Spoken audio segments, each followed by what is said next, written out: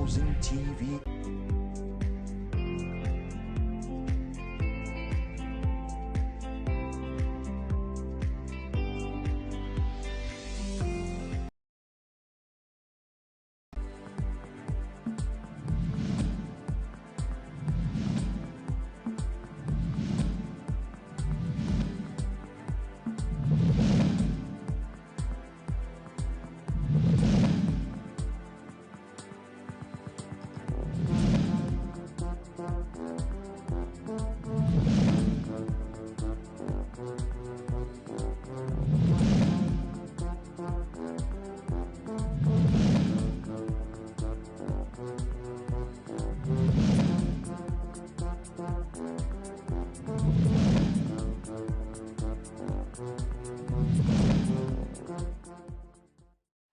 Hello and welcome to City Pulse, our program brought to you by the Nigerian Institute of Town Planners.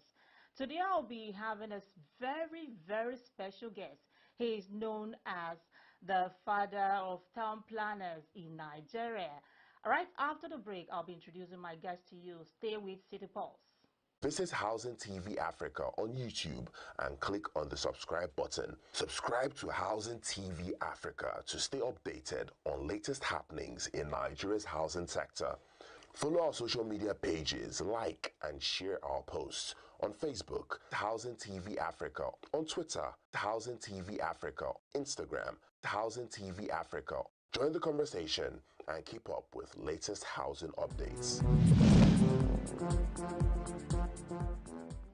All right, I have my guest right here with me. He's, like I said earlier, the father of town planners in Nigeria. He's also the chairman of Board of Trustees of the Nigerian Institute of Town Planners. He is town planner Pa Chief Donatus C. Obiala. Good to have you on the program today, Thank you sir. very much. Yes, you Thanks are coming there. here. Thank you too. And here you've been taking this program for the Institute of Town Planners. And we're very happy with you and we thank you. Well, it's a great honor and privilege to have you today on the program. All right, sir, you are the father of town planners in Nigeria. You are an elder statesman. To what extent, let's look at our country, Nigeria, to what extent has the government upheld town planning in this country? Well, town planning as a profession is a young one. Before setting up cities and urban centers was unknown to be a professional work,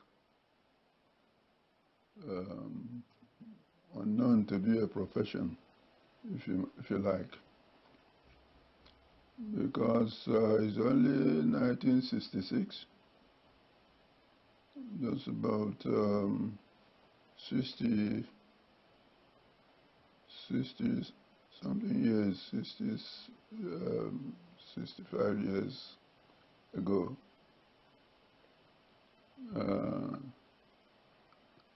that it came to be a profession. Started by one token, per token, but raised up by Moses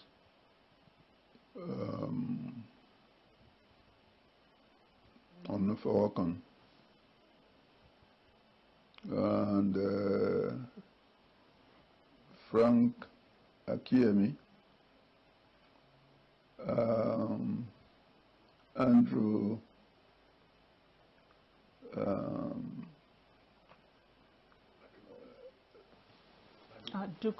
Maduku, and then Colenius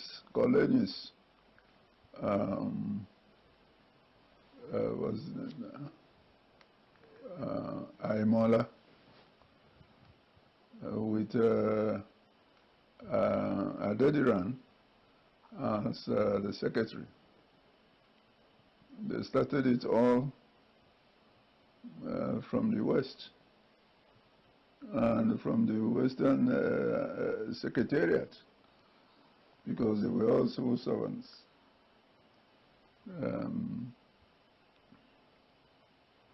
Had meetings and set it up there. But then there were a crisis in Nigeria, and when I came back to the Eastern region, I was stayed in the whole region, Holland town planning. But if you think about it, we'll go backwards, you find that it's only in Britain that we had this specific profession at that time. And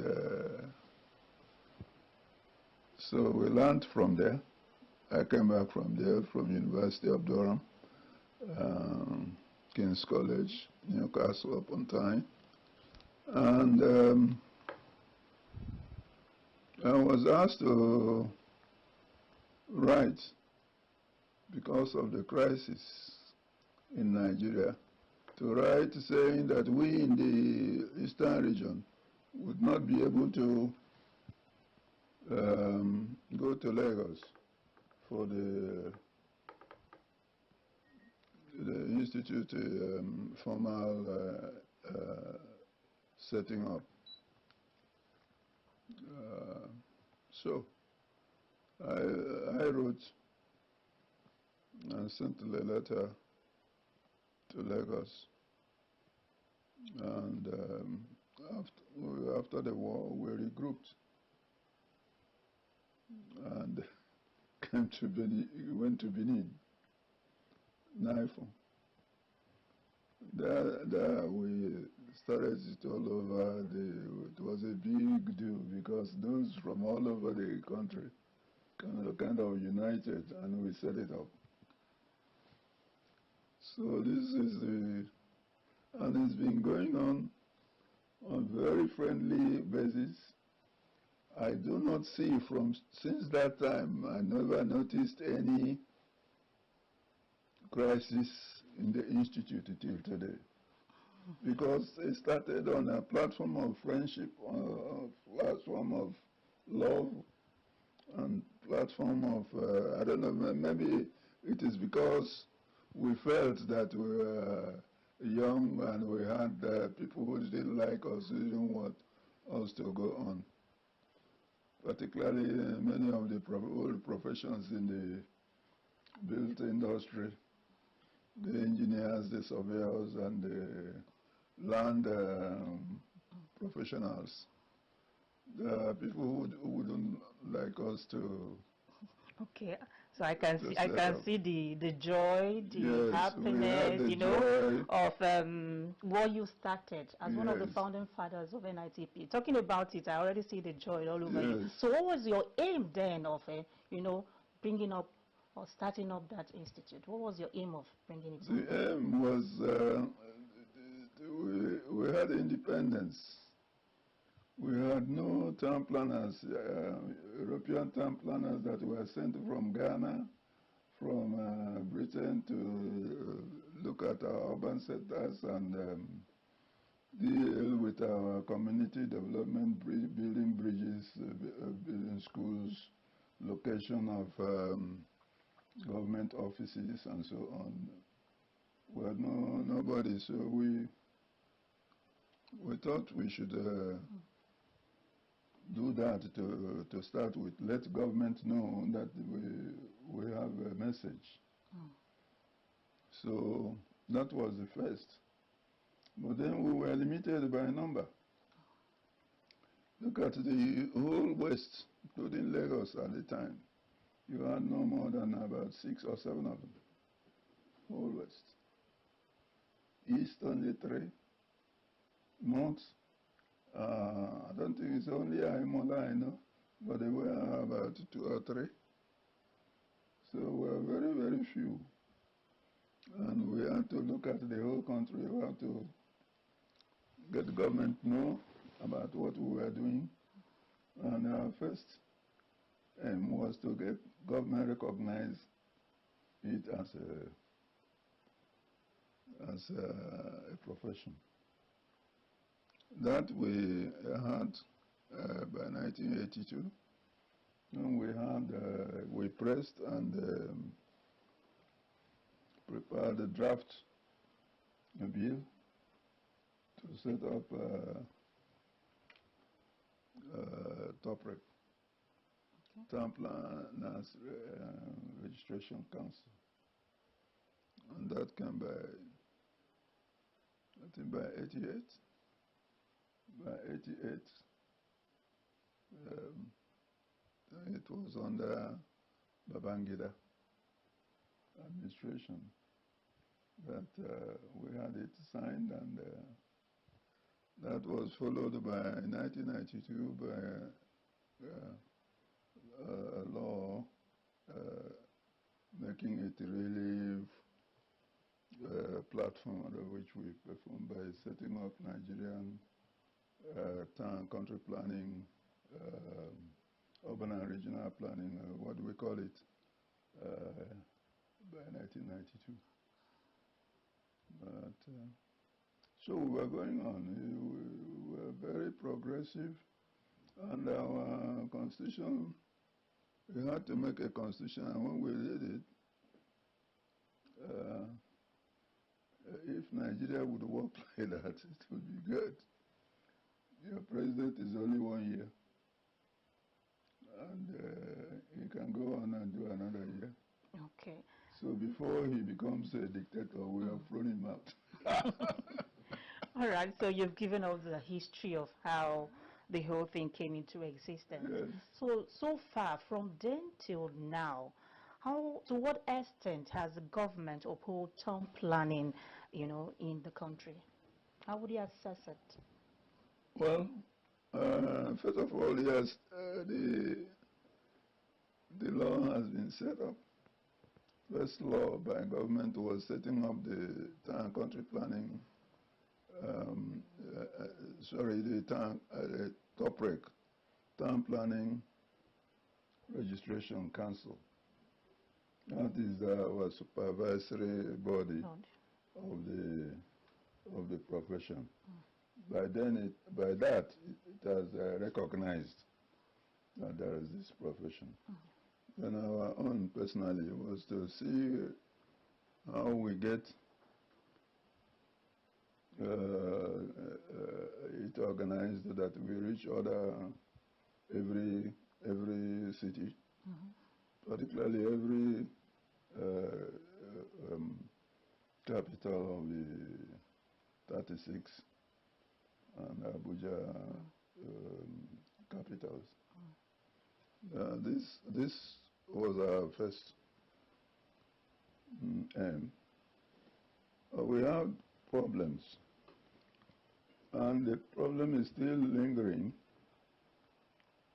If I say it, people will be wondering why.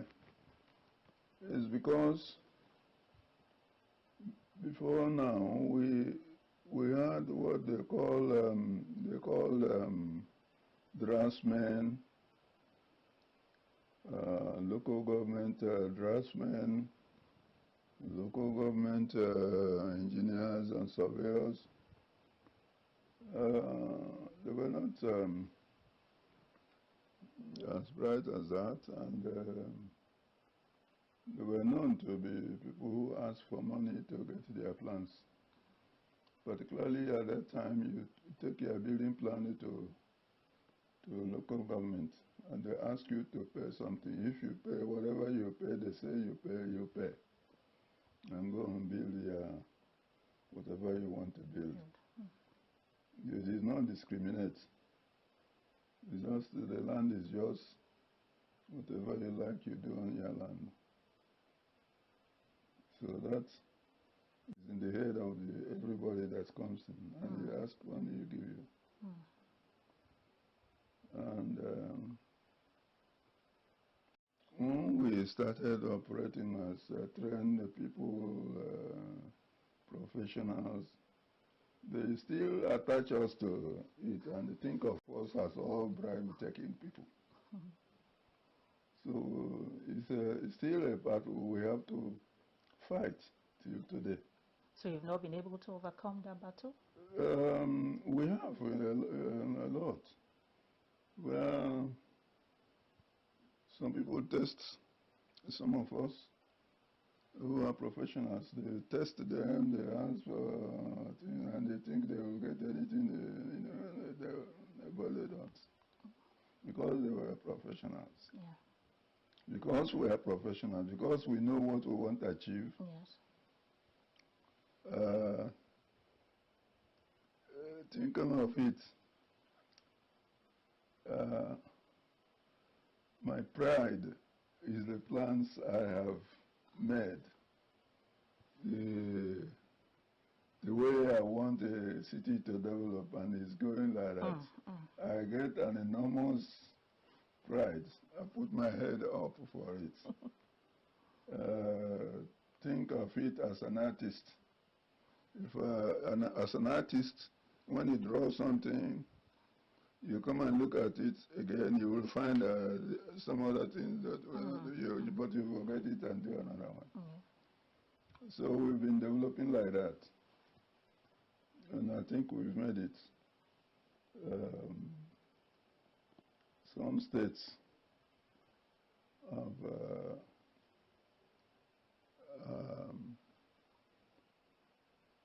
modified or adapted or modified the national law.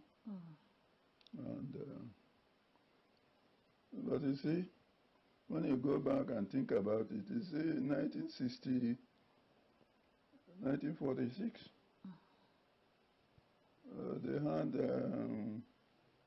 ordinances, city ordinances, 1918, 1914, 19, all that area, but they were done by Britain. The Britain. But when we came in, we were doing it ourselves. And they were also thinking, how can this be done by our own people? So they doubt. And even today, they still think of getting those to plan our cities from foreign. Sometimes people I went to university with, they will want them to come and do my own place. People I was challenging in my class, then they'll come and be tomato professionals, and the government likes that kind of people. They prefer them to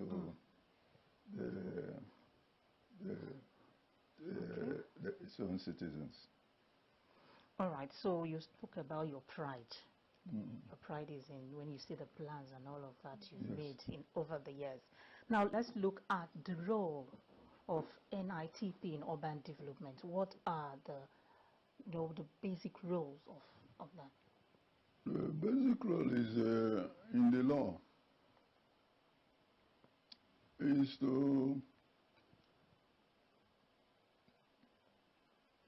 see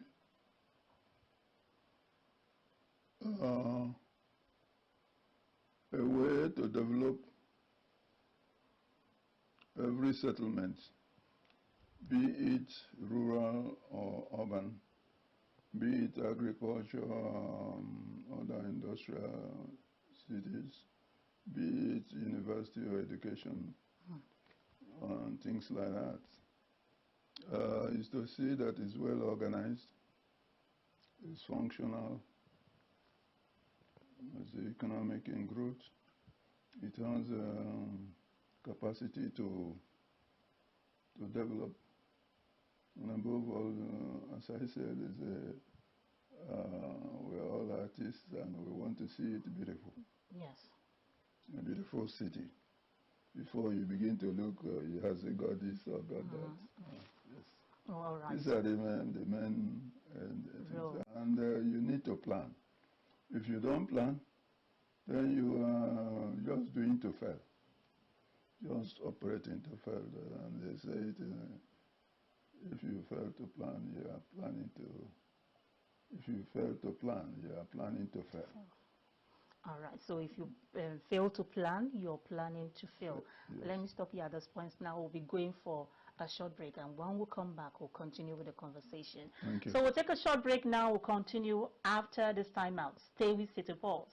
Visit Housing TV Africa on YouTube and click on the subscribe button. Subscribe to Housing TV Africa to stay updated on latest happenings in Nigeria's housing sector.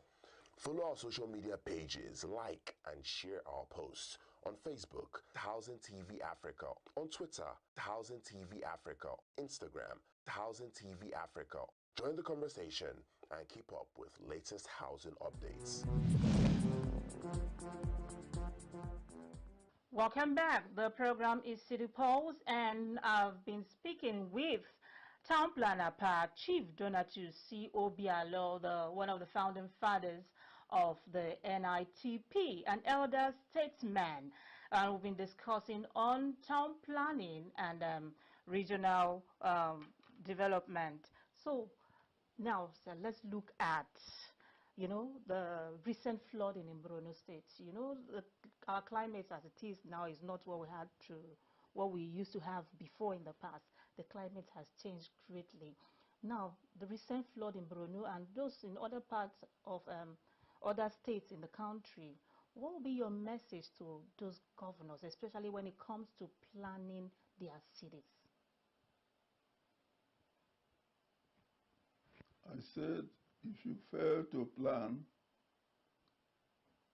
you are planning to fail. These cities and the governments, they have neglected, grossly neglected planning. And when plans are made, they are put under the shelf. If you do a plan and you have no way, you have not planned how to deal with the storm and storm runoff from the buildings, from whatever you construct on the land. When it rains, the flood must be controlled. It lives with us even before climate change. It has existed. So when you do a plan on land, you must take care of how runoff, how flood is controlled. Otherwise, sometimes someday, you see flood, nature taking its course. You don't control rivers and water runoff. You don't control it. It's nature. If you fail to control it, it will seek its own level. Definitely. And that is what's happening in all our cities today, because they have not taken care of that. Every governor in Nigeria is talking about flooding in urban centers. Look at your regional plan. Look at it. Get planners to look at it. Get engineers to look at it. And if you do that, you will always find a way out when you are flooding. So it's something that existed but was neglected. Something that existed but was neglected. Neglected. Oh, okay. So I hope they will listen to this. And now that they are talking about it, let them not neglect it anymore. Okay. That's good. That's a good advice to them. Now, on a lighter mood, your secretariat is having a new look right now. How did you get to this level? Yes. When we were in Lagos, as capital, we dealt with this. We had a secretariat. We were able to secure land, courtesy of past president, late Frank Akiemi. We got land from Lagos government, and we had some friends who built the place, and we call it Frank Akiemi building. We got it by those who company that built it, used it, gave us only a portion, space in the building, and then after some years, they gave us all the property. That's how we started. Then when it was Abuja, the capital, we were able to secure where we are now in Opera Way, and the street is called. When we started to build something in the place, and we thank the federal government that was able to give us that land. But you see, the poor, we can say we were poor. We were only dealing with our annual dues.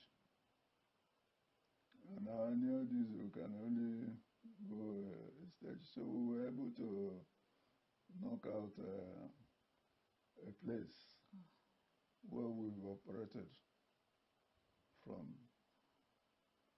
And after many attempts, even some companies we got could not continue, and we had to pay to get rid of the contract. And now we are happy. We've now got a company that wants to rebuild it, build on the site, remove the one that has been building, the one that we built earlier, remove the foundation, and now wants to develop it. And we are happy with the company. We are happy with this friend who has helped us to get his friends who could help us to start the building. If this is done, we are happy about it. And if this is done, at that time, I will say that we have come to... Definitely, it will be done, and I must say congratulations in advance, because we know it will surely be done. Yes. So on a final note, let's leave town planning now. What would be, as an elder statesman, what would be your advice to the present administrations on better ways to handle issues concerning the country?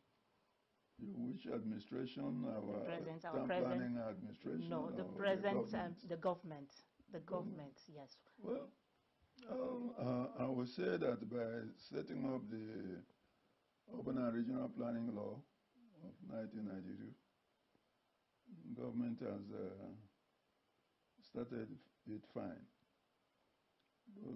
My advice is that government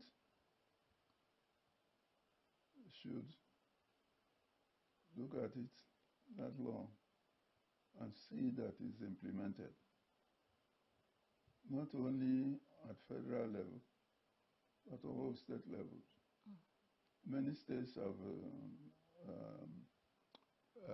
modified, and many other states are dragging their feet. And if you look at it, those states that are dragging their feet are the people complaining about floods now. So we need to do something about it. No, it's not only that. We want to get more planners. At my time, I had to go to Calabar I had to go to Port Harcourt from Enugu to go up to Abakaliki, from Enugu, Onitsha, all that. And what was my going to see the growth of the city, even though at small levels? Only me, covering all those areas.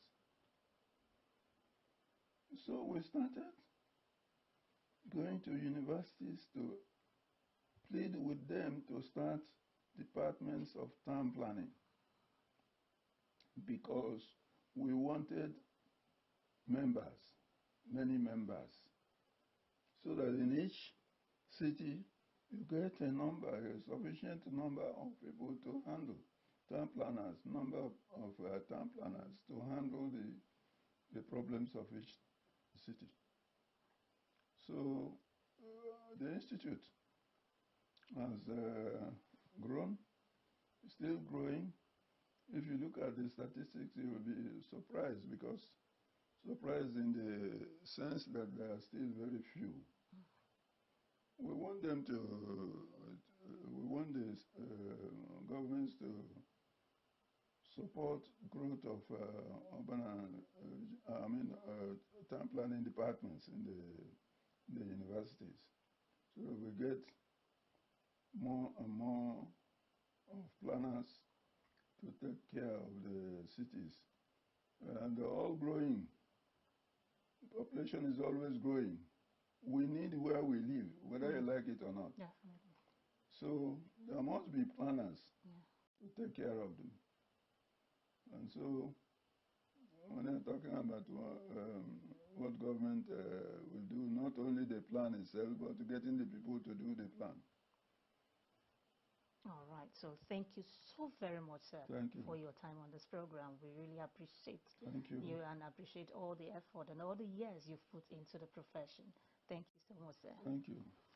All right. The program is City Pulse, and my guest has been Town Planner Chief Donatus C. Obialo. We'll see you next time on this program with another informative edition of City Pulse. See you soon.